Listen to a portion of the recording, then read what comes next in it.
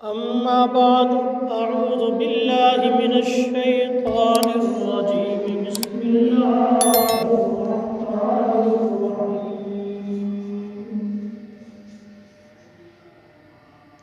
تلك الرسل فضلنا بعضهم على بعض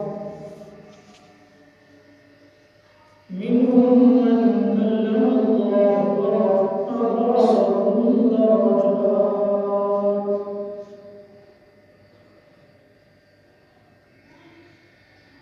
قال النبي صلى الله عليه وسلم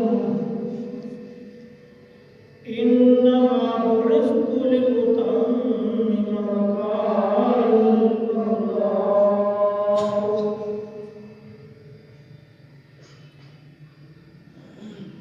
صدق الله العظيم وصدق رسوله النبي الكريم ونحن على ذلك لمن الشاهدين والشاكرين والحمد لله رب العالمين.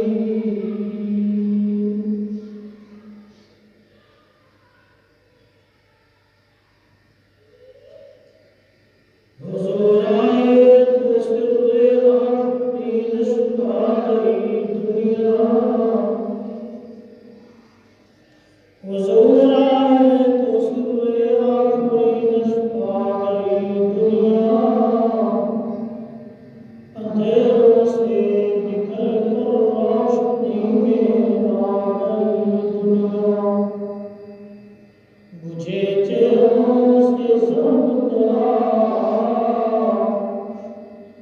بجھے چہروں سے زنگ ترا سکے چہروں میں نور آیا. حضور آئے تو انسانوں کو جینے کا شعور آیا.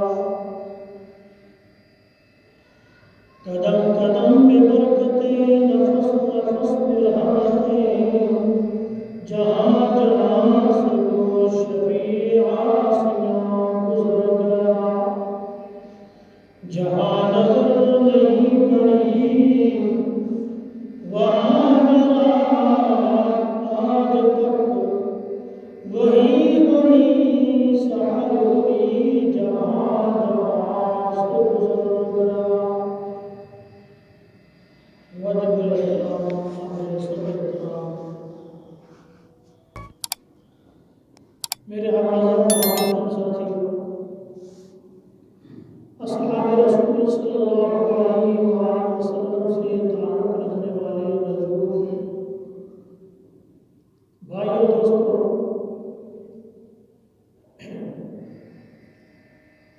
آپ کے سامنے اللہ کی لائق کتاب مجید میں سے ایک آیت مبارکہ کا کچھ حصہ اور ایک حدیث نبوی تلاوت کی ہے. دعا خالق کائنات حق سچ کہنے کی توفیق نصیب فرمائے.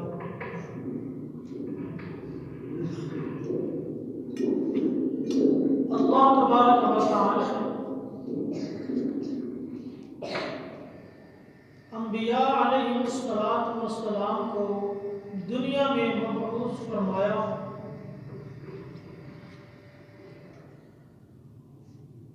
تو رب تعالی نے سب کو یکساں نہیں بنا کر کے بھیجا، بلکہ آپس میں مراتب کا فرق رہا ہے. قرآن مجید میں تیسرے سپارہ کی پہلی آیت میں حق سبحانہ و تعالی اسی بات کو ارشاد فرماتے ہیں کہ تلک الرسل فضلنا بعضهم علی بعض، کہ یہ رسول جو ہم نے بھیجے ان میں سے ہم نے بعض کو بعض پر فضیلت دی ہے، بعض کو بعض پر افضلیت عطا فرمائی ہے. منہم من کلم اللہ، میں بعض وہ ہیں کہ جنہوں نے اللہ سے ہم کلامی کا شرف حاصل کیا، ورفع بعضهم درجات، اور بعض وہ ہیں کہ اللہ سبحانہ و تعالی نے ان کو بہت بلند درجے عطا فرمائے۔ تو حضرت ابراہیم علیہ السلام، حضرت نوح علیہ السلام، حضرت موسیٰ علیہ السلام، حضرت عیسیٰ علیہ السلام اور جناب نبی کریم صلی اللہ علیہ وآلہ وسلم، یہ 5 انبیاء علیہ السلام تمام انبیاء میں سے سب سے زیادہ درجہ اور فضیلت رکھتے ہیں۔ پھر ان 5 میں سے بھی خاتم الانبیاء، سرور کائنات، فخر موجودات، جناب حضرت محمد مصطفیٰ صلی اللہ علیہ وآلہ وسلم کو اللہ نے سب پر فضیلت عطا فرمائی۔ نبی کریم صلی اللہ علیہ وآلہ وسلم ارشاد فرماتے ہیں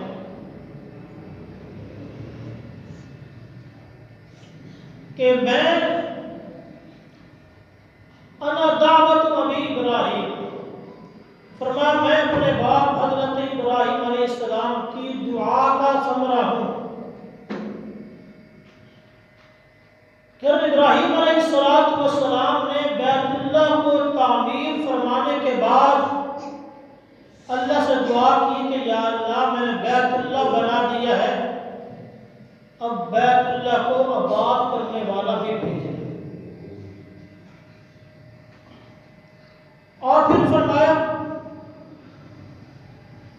وبشارت اخی عیسیٰ علیہ السلام، کہ میں اپنے بھائی حضرت عیسیٰ علیہ السلام کی بشارت ہوں، کیونکہ حضرت عیسیٰ علیہ السلام نے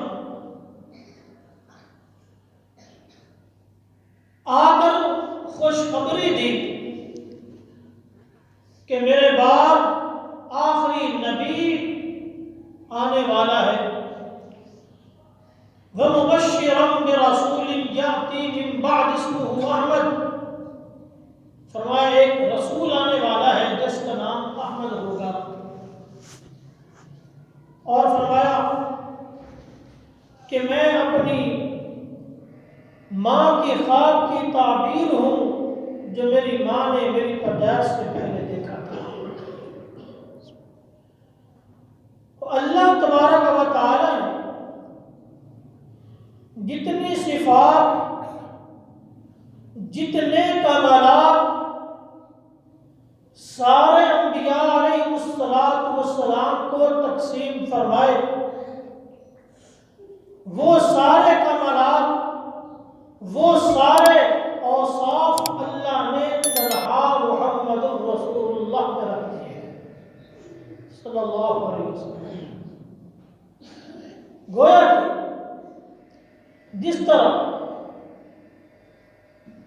ایک گلدستہ میں باغ کے سارے پھول، ساری رعنائیاں، ساری خوشبوئیں جمع کر دی جاتی ہیں، اسی طرح اللہ سبحانہ و تعالی نے ساری خوشبوئیں، ساری صفات و کمالات آپ صلی اللہ علیہ وسلم کے اندر رکھ دی ہے۔ یہ وہ پیغمبر ہیں کہ جن میں آدم علیہ السلام کی انابت بھی ہے، نوح علیہ السلام کی استقامت بھی ہے، وفاء ابراہیم بھی ہے، ادا اسماعیل بھی ہے، علم ابراہیم بھی ہے، حلم اسماعیل بھی ہے، صبر ایوب بھی ہے، حکمت لقمان بھی ہے۔ تو الغرض کہ اللہ نے صفات کا منبع ہمارے پیغمبر صلی اللہ علیہ وسلم کو بنا کر کے بھیجا ہے۔ تو محترم سامعین، اللہ نے آپ صلی اللہ علیہ وسلم کو نرالی صفات عطا فرمائی ہے۔ ایک حدیث پاک میں آپ صلی اللہ علیہ وسلم ارشاد فرماتے ہیں کہ مجھے اللہ نے 5 صفات، 5 چیزیں ایسی عطا فرمائی جو پہلے کسی امت کو نہیں ملی، کسی نبی کو نہیں ملی۔ فرمایا اللہ نے جعلت لی الارض مسجدا وطہورا، اللہ نے میرے لیے ساری زمین کو مسجد اور پاکیزہ بنا دیا ہے کہ اگر پانی نہ ہو تو تیمم کر سکتے ہیں، اگر مسجد کے قریب نہیں ہے تو جہاں پر چاہیں ہم نماز پڑھ سکتے ہیں۔ یہ صفت پہلے کسی نبی کو نہیں۔ وَأُحِلَّتْ لِيَ الْغَنَائِمُ، فرمایا حق سبحانہ و تعالی نے میرے لیے مال غنیمت کو حلال کر دیا ہے۔ یہ صفت پہلے کسی نبی کے حصہ میں نہیں آئی۔ اور اللہ تبارک و تعالی نے مجھے شفاعت کا اختیار دیا ہے کہ میں روز قیامت اپنی امت کے گناہ گاروں کے لیے سفارش کروں۔ اور اللہ تبارک و تعالی نے مجھے تمام انبیاء علیہ تمام اقوام عالم کا نبی بنا کر کے بھیجا ہے کہ پہلے جتنے بھی انبیاء آئے وہ ایک قوم کے لیے آئے، لیکن اللہ نے مجھے تمام عالم کے لیے نبی بنا کر کے بھیجا، اور اللہ نے میرے سر پر ختم نبوت کا تاج رکھا ہے۔ یہ کون پیغمبر ہے کہ اگر تورات و زبور و انجیل کو دیکھا جائے، ورق گردانی کی جائے، تو ان کتابوں میں اتنا تذکرہ ان انبیاء کا نہیں ملے گا جن انبیاء پر یہ کتابیں نازل ہوئی ہیں، جتنا تذکرہ ہمارے آقا صلی اللہ علیہ وسلم کا ملے گا۔ گویا کہ پہلے جتنے بھی انبیاء آئے، حضرت آدم علیہ السلام پہلے آئے، ان کی عظمت کے تذکرے بعد میں ہوئے۔ حضرت نوح علیہ السلام پہلے آئے، ان کی عظمت کے ڈنکے بعد میں بجائے گئے۔ حضرت نوح علیہ السلام پہلے آئے، ان کی عظمت کے تذکرے بعد میں ہوئے۔ حضرت شیس علیہ السلام پہلے آئے، ان کی عظمت کے تذکرے بعد میں ہوئے۔ حضرت لوط علیہ السلام پہلے آئے، ان کی عظمت کے تذکرے بعد میں ہوئے۔ حضرت یحییٰ علیہ السلام پہلے آئے، ان کی عظمت کے ڈنکے بعد میں بجائے گئے۔ حضرت موسیٰ علیہ السلام پہلے آئے، ان کی عظمت کے تذکرے بعد میں ہوئے۔ تو جتنے بھی انبیاء آئے پہلے آئے، عظمت کے ڈنکے بعد میں بجے ہیں۔ تنہا میرے پیغمبر ہیں جو آئے بعد میں ہیں، ان کی عظمت کے تذکرے پہلے سے ہو رہے تھے۔ یہ کون پیغمبر علیہ السلام؟ پہلے انبیاء نے کچھ چیزیں ایسی ہیں جو اللہ سے مانگ کر لی ہیں، اور وہ چیزیں اللہ نے ہمارے آقا کو من مانگی عطا فرمائی۔ میں چند مثالیں بیان کرتا ہوں۔ حضرت آدم علیہ السلام 40 سال روتے رہے۔ 40 سال کے بعد اللہ نے فرمایا فتلقى آدم من ربی کلمات، کہ میرے چند کلمات آدم علیہ السلام کو عطا فرمائے۔ تو وہ 40 سال روتے رہے۔ 40 سال کے بعد اللہ نے چند کلمات عطا فرمائے، اور جب باری آتی ہے تیرے اور میرے آقا علیہ السلام کی، تو اللہ فرماتے ہیں وَإِنَّكَ لَتُلَقَّى الْقُرْآنَ مِن لَّدُنْ حَكِيمٍ پیغمبر تو نے مانگا نہیں ہے، میں نے بن مانگے سارا قرآن تیرے سینے میں جمع کر دیا ہے۔ حضرت موسیٰ علیہ السلام نے اللہ سے دعا کی، رب اشرح لی صدری، اے اللہ میرا سینہ کھول دے۔ حضرت موسیٰ علیہ السلام نے یہ چیز مانگ کر کے لی ہے۔ جب باری آتی ہے میرے پیغمبر کی، اللہ فرماتے ہیں الم نشرح لک صدرک، میرے پیغمبر کیا میں نے تیرے سینے کو کھول نہیں دیا؟ تو اللہ نے میرے پیغمبر کو یہ صفت بن مانگے عطا فرمائی ہے۔ اسی طرح حضرت موسیٰ علیہ السلام جب کوہ طور پہ پہنچے، اپنی قوم کو پیچھے چھوڑ دیا، پہلے کوہ طور پہ خود پہنچ گئے۔ اللہ نے سوال کیا، اے موسیٰ اپنی قوم سے پہلے تم کیوں کوہ طور پہ پہنچے؟ تو موسیٰ علیہ السلام نے جواب دیا، وَعَجِلْتُ إِلَيْكَ رَبِّ لِتَرْضَىٰ، یا اللہ میں کوہ طور پر جلدی اس لیے پہنچا ہوں تاکہ تو راضی ہو جائے۔ تو موسیٰ علیہ السلام اللہ کو راضی کر رہے تھے، اور جب باری آتی ہے میرے پیغمبر کی، اللہ خود فرماتے ہیں وَلَسَوْفَ يُعْطِيكَ رَبُّكَ فَتَرْضَىٰ، میرے پیغمبر میں روز قیامت تجھے اتنا دوں گا کہ تو راضی ہو جائے گا۔ تو یہ چیزیں باقی انبیاء نے مانگ کر لی ہیں، میرے مصطفیٰ کو اللہ نے بن مانگے عطا فرمائی ہے۔ پھر آپ قرآن مجید کو کھول کر کے دیکھیں تو اللہ نے جس نبی کو بھی خطاب فرمایا ہے تو اس کا نام لے کر خطاب فرمایا ہے۔ حضرت آدم علیہ السلام کو پکارا، یا آدم اسکن انت وزوجک الجنہ۔ حضرت موسیٰ علیہ السلام کی باری آئی، اللہ نے نام لے کر کے کہا وَمَا تِلْكَ بِيَمِينِكَ یا موسیٰ۔ حضرت عیسیٰ علیہ السلام تشریف لائے، اللہ نے نام لے کر کے کہا یا عیسیٰ انی متوفیک ورافعک الیہ۔ حضرت زکریا علیہ السلام آئے، اللہ نے فرمایا یا زکریا انا نبشرک بغلام اسمہ یحییٰ۔ پھر حضرت یحییٰ علیہ السلام آئے، اللہ نے نام لے کر کے کہا یا یحییٰ خذ الکتاب بقوہ۔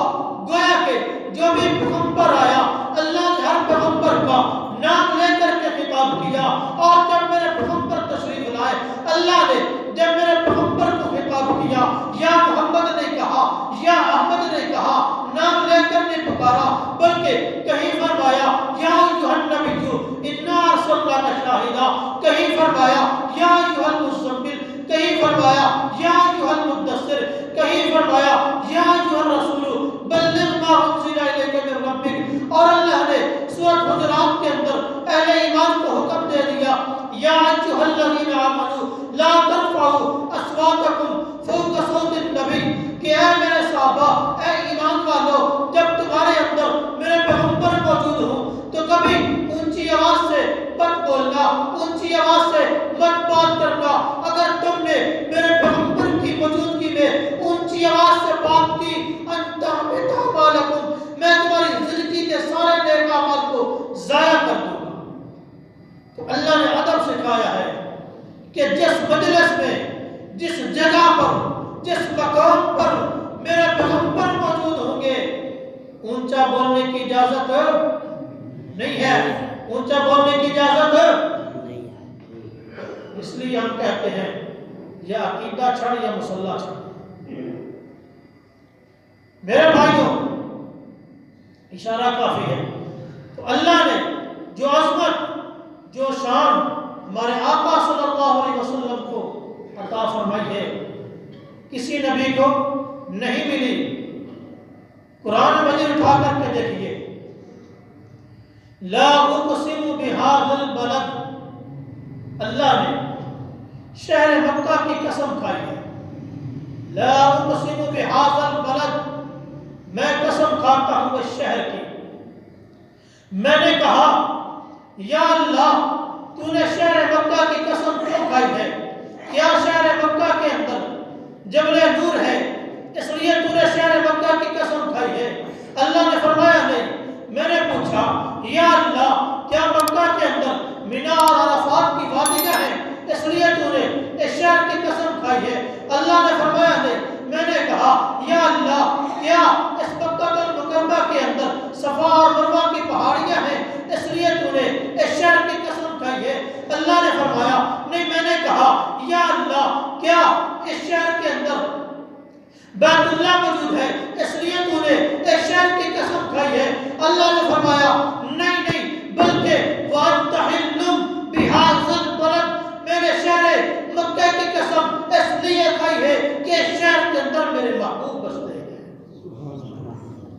تو جس جگہ پر میرے پیغمبر رہتے ہیں اللہ نے اس شہر کی قسمیں کھائی ہیں۔ میرے بھائیوں، جناب نبی کریم صلی اللہ علیہ وسلم بڑی عظمت کے حامل ہیں۔ عالم ارواح میں جائیے تو عالم ارواح کے اندر بھی تمہیں میرے پیغمبر کی عظمت کے ڈنکے بجتے ہوئے نظر آئیں گے۔ اللہ نے سارے انبیاء علیہ السلام کی روحوں کا جمع فرمایا اور ان سے کہا وَإِذَا أَخَذَ اللَّهُ مِيثَاقَ النَّبِيِّينَ لَمَا آتَيْتُكُم مِّن كِتَابٍ وَحِكْمَةٍ، اللہ نے فرمایا تم سب میرے نبی ہو، تم اپنی اپنی باری پر زمین پر نبی بن کر کے جاؤ گے، تم اپنی اپنی باری پر اپنی اپنی امت کے مقتدا اور پیشوا بنو گے۔ پھر فرمایا ثم جاءكم رسول مصدق لما معكم، فرمایا میرے انبیاء تم سب کے بعد ایک رسول آئے گا جو تمہاری بھی تصدیق کرنے والا ہوگا، تمہاری کتابوں کی تصدیق کرنے والا ہوگا۔ اللہ نے عالم ارواح کے اندر سارے انبیاء سے وعدہ لیا ہے کہ لَتُؤْمِنُنَّ بِهِ، کہ جب میرا آخری رسول آئے گا تم نے ان کی نبوت پر ایمان بھی لانا ہے، تم ان کی رسالت پر ایمان بھی لانا ہے، وَلَا تَنْصُرُنَّ، تم اس کو پالو تو اس کی مدد بھی کرنی ہے۔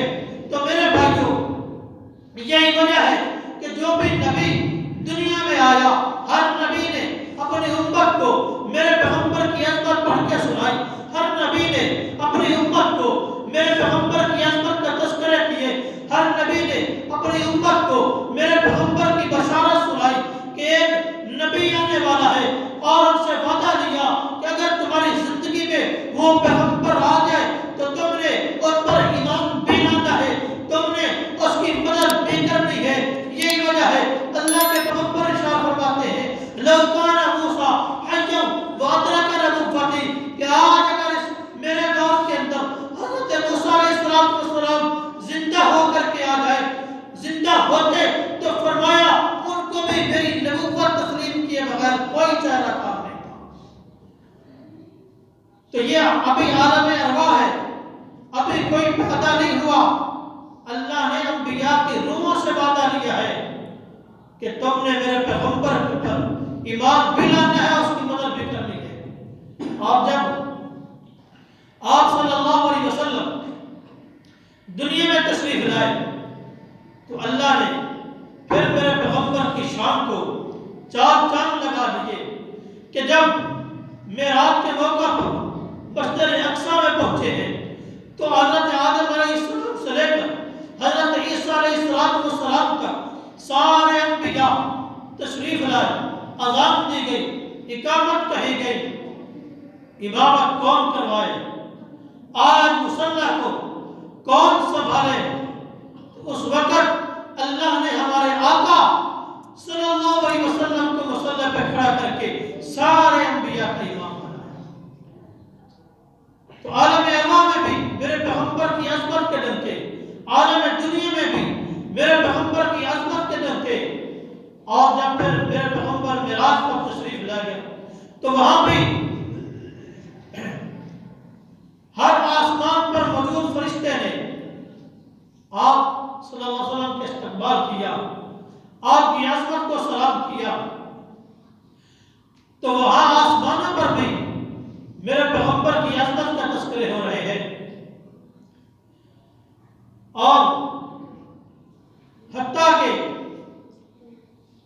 جب آپ صلی اللہ علیہ وسلم میدان حشر میں آئیں گے، اولین و آخرین سب انبیاء علیہ السلام سارے لوگ ایک میدان کے اندر اندر جمع ہوں گے تو اس وقت آپ سنتے رہتے ہیں حساب کتاب شروع کروانے کے لیے لوگ آدم علیہ السلام کے پاس جائیں گے، آدم اللہ سے سفارش کیجیے حساب کتاب شروع ہو جائے، اور آدم علیہ السلام فرمائیں گے لست لہا میں اس قابل نہیں، میں تمہاری سفارش نہیں کر سکتا، مجھ سے لغزش ہو گئی تھی۔ نوح علیہ السلام کے پاس آئیں گے، وہ بھی کہیں گے لست لہا میں اس قابل نہیں ہوں۔ سارے انبیاء کے پاس باری باری آئیں گے، سب کہیں گے لست لہا ہم اس قابل نہیں ہیں۔ بالآخر نبی کریم صلی اللہ علیہ وسلم کے پاس آئیں گے، آپ علیہ السلام سر سجدے میں رکھ دیں گے اور آپ فرماتے ہیں کہ اس وقت میں جو اللہ کی حمد و ثنا بیان کروں گا وہ مجھے آج بھی معلوم نہیں ہے کہ وہ کیسی حمد و ثنا بیان کروں گا، کیا الفاظ ہوں گے۔ فرمایا اس وقت اللہ تبارک و تعالی فوراً میرے دل میں خاص قسم کے الفاظ ڈالیں گے، القاء کریں گے، اور میں ان الفاظ کے ساتھ اللہ کی حمد و ثنا بیان کروں گا۔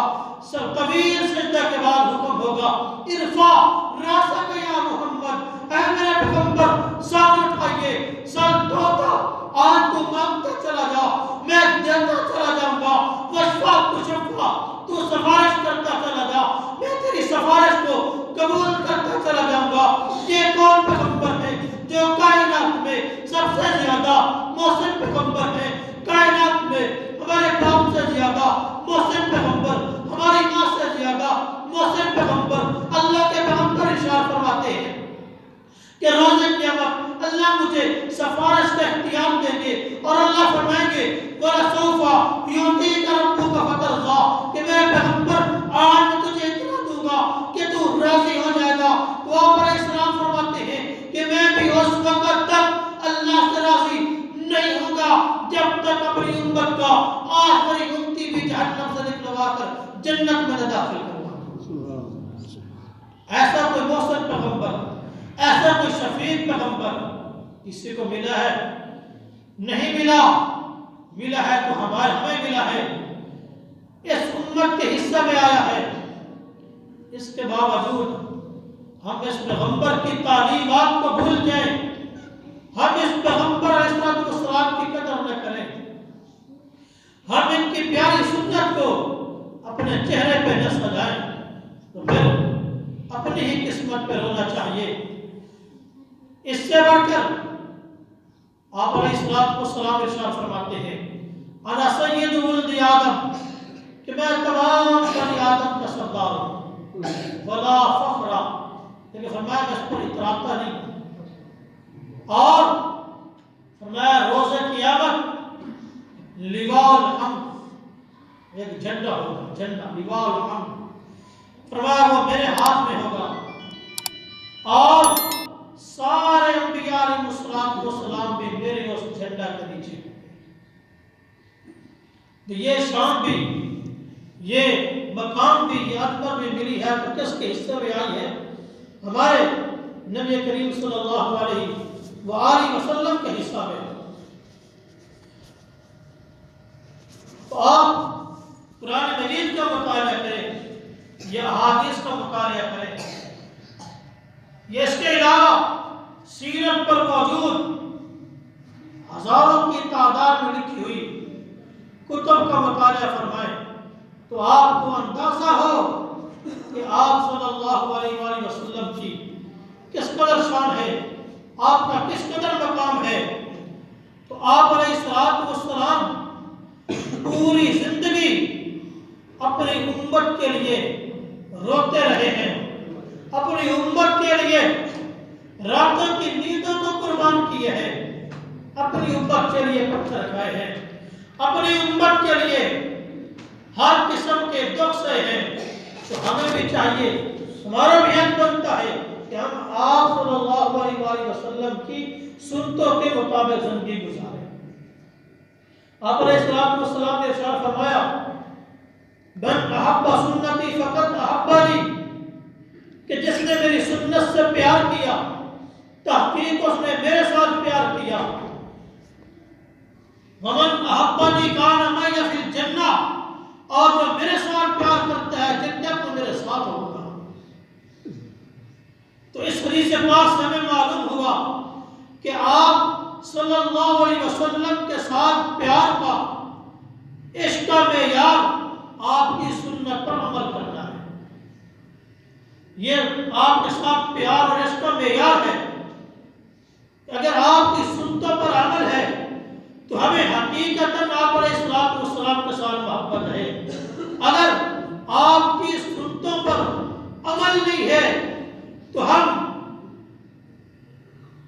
جتنے مرضی نعرے لگا لیں، جتنے مرضی ہم جشن منا لیں، تو ہمارا آپ علیہ الصلوۃ والسلام کے ساتھ کبھی بھی عشق حقیقی نہیں ہو سکتا۔ آپ علیہ السلام نے ایسا نہیں فرمایا لا یؤمن احدکم حتی اکون الیہ احب من والدہ وولدہ والناس اجمعین۔ فرمایا تم میں سے کوئی شخص اس وقت تک کامل مومن نہیں ہو سکتا جب تک کہ اس کو سب سے زیادہ میرے ساتھ محبت نہ ہو جائے، اپنی اولاد سے بھی، اپنے والدین سے بھی، حتیٰ کہ اپنی جان سے بڑھ کر بھی اس کو جب تک میرے ساتھ محبت نہیں ہوتی تب تک وہ کامل مومن نہیں ہے۔ النبی اولیٰ بالمؤمنین من انفسہم، آپ صلی اللہ علیہ وسلم کے ساتھ سب سے زیادہ محبت ہمارے ایمان کا جز ہے، اور یہ محبت کا معیار آپ کی سنتوں پر عمل کرنا ہے، آپ کی عادات کو اپنانا ہے، آپ کی طرز زندگی کو اپنی زندگی میں لانا ہے، آپ علیہ السلام کے اسوہ حسنہ پر عمل کرنا ہے۔ تو اگر آپ کی تعلیمات پر عمل ہے تو ہماری زندگی کامیاب زندگی ہے۔ اگر آپ کی تعلیمات کو ہم نے پس پش ڈال دیا، اور یقیناً آج ہم نے اپنے پیغمبر کی تعلیمات کو پس پش ڈال رکھا ہے، کون سا کام ہے کہ ہم اپنے پیغمبر کی سنت کے مطابق کرتے ہیں؟ تو یہ ہمارا حقیقی عشق نہیں ہے۔